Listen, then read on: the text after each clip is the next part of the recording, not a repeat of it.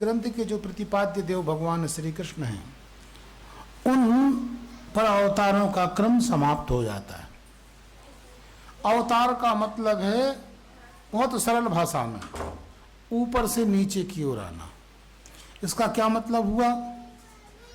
इसका मतलब यह है कि बड़ा व्यक्ति छोटा व्यक्ति बन सकता है, छोटा व्यक्ति बड़ा व्यक्ति नहीं बन सकता। एक सींग की गाय होगी, वो दो सींग की गाय नहीं बन सकती।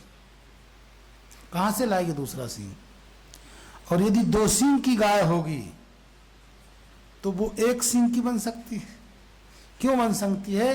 कि एक सींग को तोड़वा लेगी, उस समूह में मिल जाएगी जहां एक सींग वाली गाय रहती। तो परमात्मा ऊपर से नीचे आ सकता है हम लोगों के पास, पर हम ऊपर नहीं जा सकते, गए तो फिर नहीं लौटने वाले। इसलिए हमारी सामर्थ्य नहीं है कि हम यहां से लोकांतर में गमन कर लें। क्यों? क्योंकि वो सर्वज्ञ है, वो सब कहीं जा सकता है। हम लोग अल्पज्ञ हैं, हम कहीं नहीं जा सकते। वो ईश्वर है और हम क्या हैं? जीव हैं। वो परमात्मा है और हम जीवात्मा हैं।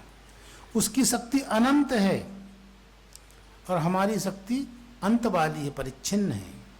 तो भगवान अवतार का मतलब है ऊपर से नीचे की ओर आना। कैसे? जैसे समझ लीजिए, अब वो सच में पूछा जाए तो हमारा पालक है, बाप है वो हमारा। इसलिए कहा गया है किसी कवि ने, जगता पितरौ वंदे पार्वती परमेश्वरो। जगत का बाप कौन है? भगवान शंकर। माता कौन है? पार्वती है। तो आप समझ लीजिए, किसी बाप का बेटा यदि कुआं में गिर जाए, और कुआं में गिर जाए तो सही बाप होगा तो इंतजार नहीं करेगा कि अमुक व्यक्ति आए तब वो जाएगा उसको लेने के लिए। वो सच में कूद जाएगा और चला जाएगा। कहाँ पर? कुआं पर। और कुआं में उतर के अपने लड़के का हाथ पकड़ लेगा और हाथ पकड़ के लोगों से कहा कि रस्सी डालो, और रस्सी डालकर, रस्सी मतलब गुण, और रस्सी डाल करके उस रस्सी से वो भी निकलेगा और अपने बालक को भी ले आएगा।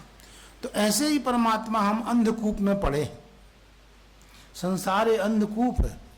इसलिए प्रहलाद जी ने कल कहा था ना, ग्रहमंधकूपम हित्वात्मपातम ग्रहमंधकूपम। वो अपने बाप को बता रहे हैं कि महाराज ये संसार में पड़ा रहना, अंधकूप में पड़े हैं हम लोग। तो हित्वात्मपातम ग्रहमंधकूपम, तो परमात्मा आकर के कुआं में चला जाता है और हमारा हाथ पकड़ करके ऊपर ले आता है। ऊपर लाने का मतलब वहां से हमको कष्टों से बचा लेता। तो रस्सी क्या है? वो रस्सी को संस्कृत में गुण बोलते हैं। तो परमात्मा अवतार लेता है और नीचे आता है। जो समय उपलब्ध होते हैं भक्त, उनका उद्धार कर देता है और बाकी भक्तों के लिए कुआं में रस्सी डाल देता है। रस्सी मतलब गुण। एक ग्रंथ लिख जाएंगे बहुत बड़ा, उसमें भगवान की जयकार होगी कि अमुक काम किया, अमुक काम किया, अमुक काम किया। ऐसे गुणों का एक ग्रंथ वो छोड़ जाएंगे। तो उन गुणों का आलम्बन करके हम लोग कलयुग के भक्त और धीरे धीरे उस परमात्मा के पास इस संसार से उत्तीर्ण हो जाएंगे। तो अवतार का मतलब ऊपर से नीचे की ओर आना। और दूसरा मतलब है अवतार का कि हमारे हृदय में हमेशा परमात्मा बैठा रहता है। जहां हमारी इच्छा उत्पन्न होती है, उस इच्छा के गर्भ में ईश्वर विराजमान। पर जब भाव आता है, अतिरेक आता है, तो आप समझ लीजिए वो हृदय से हमारे हाथ में आ जाए, हृदय से हमारी आंख में आ जाए, हृदय से हमारे कान में आ जाए, हृदय से हमारी जिह्वा में आ जाए। तो उस हृदय में बैठी हुए परमात्मा का जिह्वा में आना, आंख में आना, कान में आना, मतलब ये है कि वो आंख का विषय बन गया, कान का विषय बन गया, जिह्वा का विषय बन गया। तो यही अवतार समझ लीजिए। हम उसको अच्छी तरह से देखने लगें, अच्छी तरह से उसके गुण गाने लगें, अच्छी तरह से उसको सुनने लगें, तो भी ये अवतार है।